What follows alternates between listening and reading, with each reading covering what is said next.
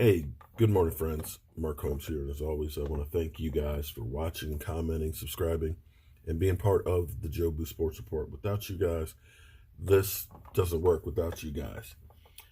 You know, sometimes I have Cowboy fans that give me a hard way because I'm not from Dallas, okay? It's like you're not a real Cowboy fan, and that's okay. I grew up in the Washington, D.C. area in the shadow of the Redskins. This is back when the Redskins used to be good. In my family, I became a Dallas Cowboy fan because my dad. I wanted to be like my dad.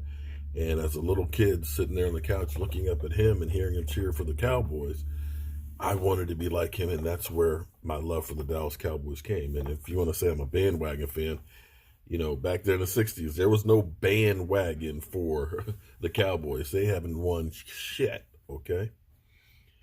But my uncles and my cousins and the school kids and stuff that I went to school with were all Redskin fans, of course, because it's not like it is today. Today, it doesn't really matter where you are because you get all the news on your teams, whether you're hometown team or whether it's across the country because of the internet. It's brought football down to a whole different level. But the thing that I always loved was the fact that, my uncles and cousins and stuff that, they didn't like my team, but we were family.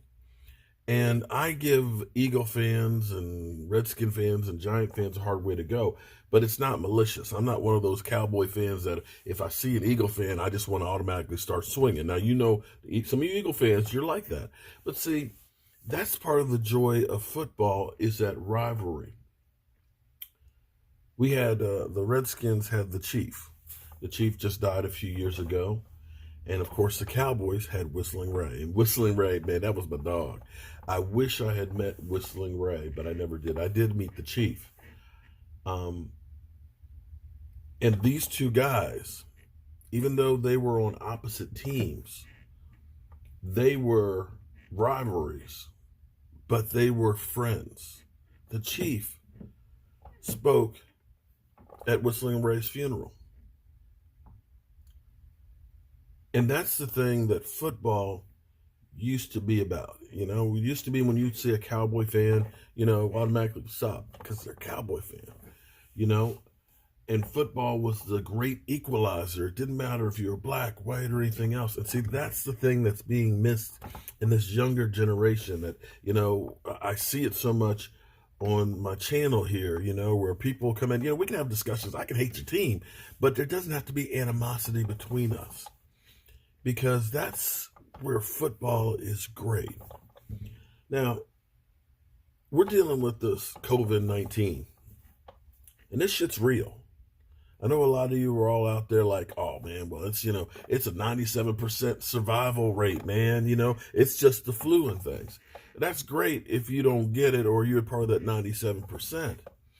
But there's real people out there suffering. And I came across this morning before I was getting ready to go out here in my workshop. And Monty G, who's one of the Eagle super fans. You'll see him with he's got the Eagles flapping. I saw him actually at the draft in Philadelphia a few years back. I want to read something to you guys here.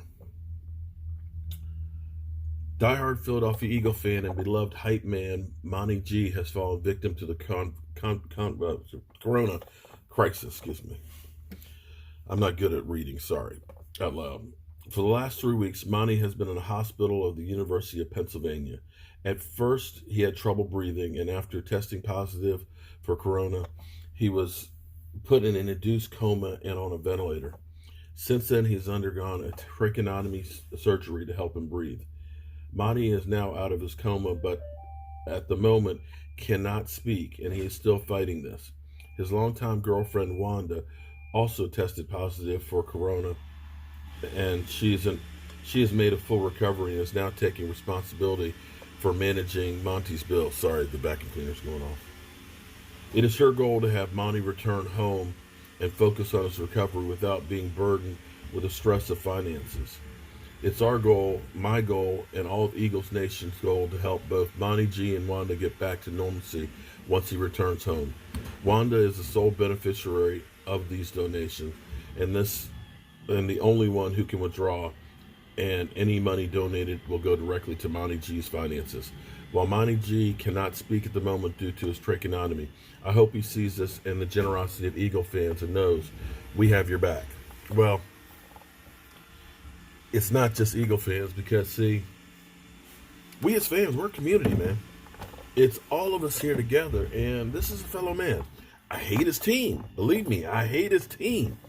But I'm going to make a donation on there too. So I encourage others, because see, it's times like this that you realize that it's all of us together.